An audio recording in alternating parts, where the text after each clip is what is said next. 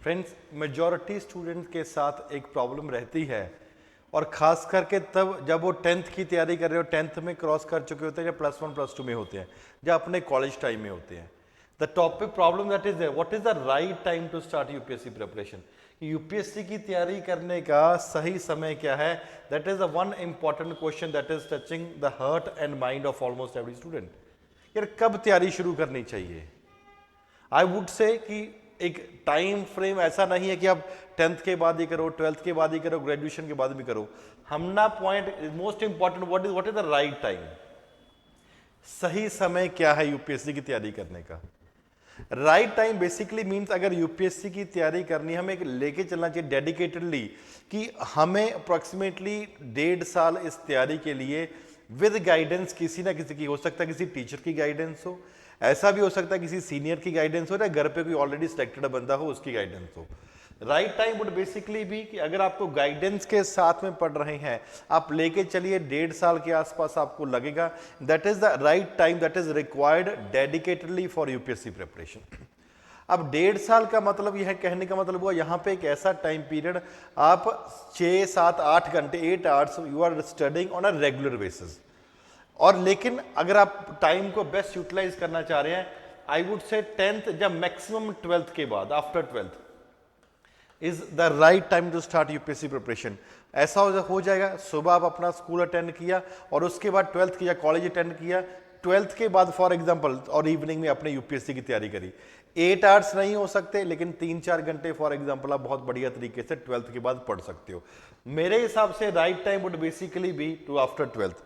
क्यों right time है? और खास करके ऐसे स्टूडेंट्स जो ह्यूमैनिटीज बैकग्राउंड से आ रहे हैं, या कहने का मतलब जहां पे इन्होंने आर्ट्स का बैकग्राउंड लिया हुआ है। अब 12th के बाद फ्रेंड्स आप कोशिश करिए सब्जेक्ट्स कौन से लेने हैं।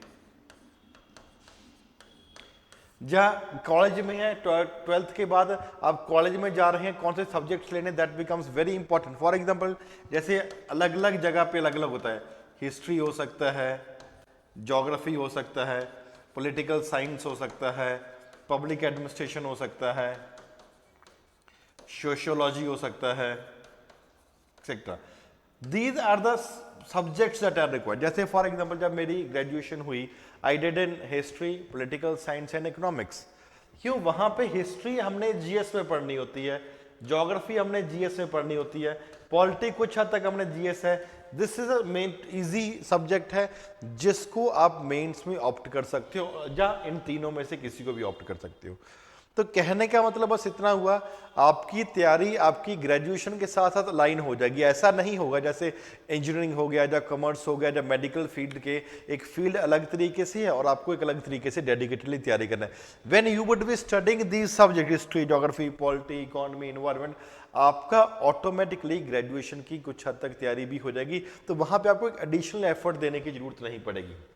और खास करके the students have a ample amount of time also.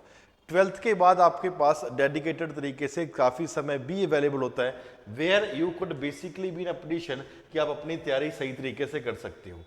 अगर तैयारी सही तरीके से, राइट टाइम क्या है, राइट टाइम के साथ the most important thing is what should be the right strategy that I would be following.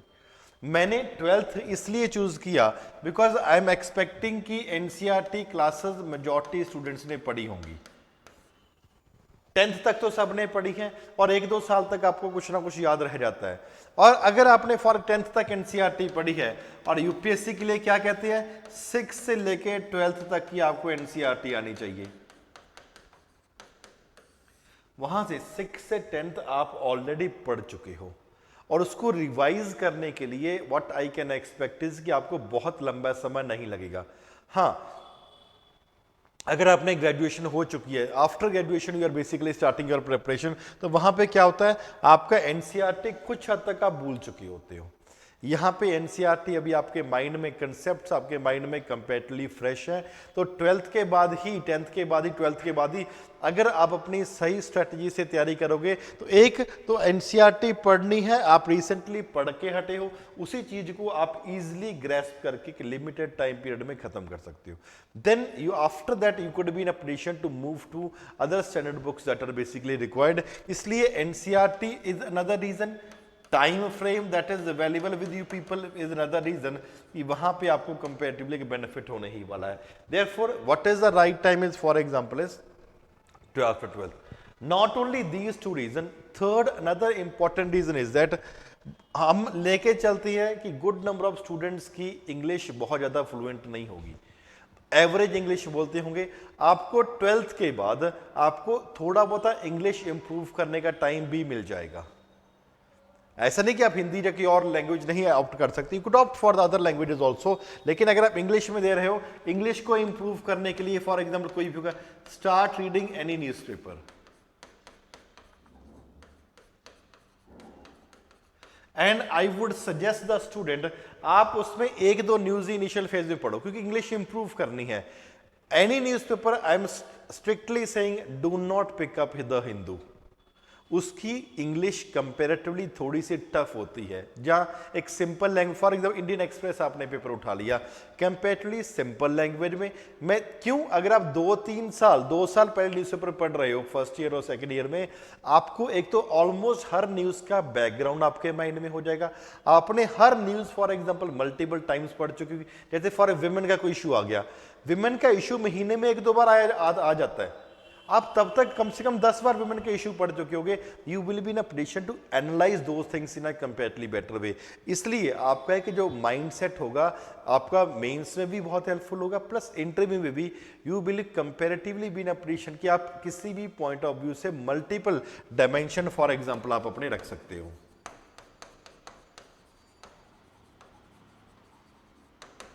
Therefore English की भी आपकी इंप्रूवमेंट हो जाएगी. और कब होने के चांसेस काफी ज्यादा है, फॉर एग्जांपल आप ग्रेजुएशन के बाद 10th 12th के बाद आप तैयारी शुरू करते हो. तो मेरी एडवाइस हमेशा स्टूडेंट्स के लिए, for example in even when we are having our regional branches, तो वहां पे क्या होता है, the right time to start UPSC preparation हम खुद बोलते हैं 10th या 12th के बाद करो. आपने बहुत बार एक सुना होगा, खास करके यूपी, बिहार या साउथ इंडियन स्टेट्स में, हाँ ये बच्चा तो 10वीं के बाद यूपीएससी की तैयारी कर रहा था, ये कर रहा था.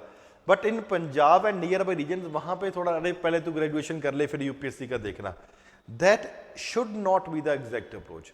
Majority students who opt for humanities या आर्ट्स बैकग्राउंड के जो स्टूडेंट्स होते हैं, उनके पास एक एम्पल अमाउंट ऑफ टाइम होता है जहां पे शाम को बैठ के रात तक पढ़ सकते हैं, दिन में थोड़ा बहुत घूमना चल जाता है. They have an ample amount of time. 3 years are the most important years of your life. Those years should not be wasted. किसी भी तरीके से उनको वेस्ट नहीं होना चाहिए. तो 10th या 12th के बाद करो. हाँ 10th के बाद करोगे इवन बेटर. 12th के बाद तो आपको डेडिकेटली तरीके से स्टार्ट कर देनी चाहिए. Last option is for example, अगर आप किसी ने बोला कि ग्रेजुएशन के बाद ही करना है, वहां पे जो 7 to 8 आवर्स जहां बात हो रही है, 6 आवर्स की बात हो रही है, वहां पे आपके नंबर ऑफ आवर्स कंपेरेटिवली बढ़ जाएंगे.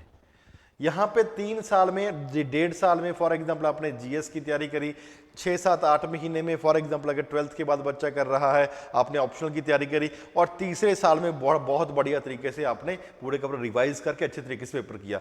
यहाँ पे अगर ग्रेजुएशन के बाद करोगे, मेजॉरिटी स्टूडेंट्स करते हैं, लेकिन उनका एक बैकग्राउंड ऑलरेडी डेवलप हो चुका होता है कुछ हद तक, तो वहाँ पे थोड़ा सा आपको कहाँ कभी ना कभी ऐसे माइंड में आएगा, यार मेरे को बहुत प्रेशर आ रहा है, मेरे पास टाइम कम हो रहा है, ये हो रहा है, इधर ऑप्शनल चल रहा है, इधर जीएस की क्लास चल रही है, इधर कहीं सीसेट की क्लास चल रही है, कहीं पे रिवीजन चल रहा है, मेरे पास घर पे आके उस चीज़ को रिवाइज करने का टाइम नहीं मिलता. The only reason that is there is कि आपने 12th फॉर ग्रेजुएशन के बाद किया, 1 साल की कोचिंग थी, 1.25 साल की कोचिंग थी, तो वहाँ पे कोचिंग की ये लिमिटेशन हो जाती है कि आपको इतने टाइम फ्रेम में कंप्लीटली खत्म करना है. एंड देयरफॉर दो स्टूडेंट्स फॉर एग्जांपल जो कह रहे हैं कि राइट टाइम क्या है, एंड अभी 12th खत्म ही होने वाली है, जिनके पेपर होने वाले हैं, तो friends this is the right time when you should be starting and oriented towards UPSC preparation. और कोशिश करना कि फर्स्ट अटेम्प्ट में, या maximum it should be the second attempt, अगर फर्स्ट में बाई चांस किसी रीजन की वजह से नहीं हुआ, second attempt should be the last attempt that should be given by you people, और उसी अटेम्प्ट में आपका यूपीएससी एग्जाम भी क्लियर करना होना चाहिए. अगर आप कोई भी हेल्प हमसे चाह रहे हो, Malook IAS is there to guide you. आप इस नंबर के ऊपर कॉल कर सकते हैं. Even for counselling and other things you can call 99-101 33084. We also run 3 year and 5 year batches. 10th के बाद 5 year बैचेस भी चलते हैं. 12th के बाद 3 ईयर बैचेस भी चलते हैं जहाँ पे स्टूडेंट्स को अच्छे तरीके से ग्रूम किया जाता है so that they are in a position to crack this exam in the first attempt या maximum for example second attempt. They are GS foundation batch है, एनसीईआरटी इंक्लूड होती है, things very very comprehensive batch, जो पढ़ा दिया उसके practice question दिए prelims और मेन के। This is the right strategy, right approach. इस नंबर के ऊपर आप कॉल कर सकते हैं। The Maluka IAS team will be there to assist you in this particular aspect. तो फ्रेंड्स ऐसे और बहुत सारे गाइडेंस के sessions I would continuously be taking up where I would be suggesting different things. और खास करके जो स्टूडेंट्स गांव में बैठे हैं, जहां पे जिनके पेरेंट्स को शहर में भी रहते हुए भी यूपीएससी के बारे में इतनी कुछ नॉलेज नहीं है and they also want to attend 1-to-1 Zoom session. कोई भी प्रॉब्लम है, आप मेरे साथ पर्सनल इश्यूज डिस्कस करना चाह रहे हैं या किस तरीके से एक प्लानिंग होनी चाहिए यूपीएससी के लिए, I will be having 1-to-1 session with you. तो वहां पे आप उसी जो नंबर आपको दिया गया है उसी नंबर के ऊपर आप जूम सेशन के लिए भी you can send a message, WhatsApp कर सकते हैं एंड वो यहाँ पे हम रेगुलरली इंटरेक्ट भी करेंगे। Thank you very much friends, take care of yourself, thank you.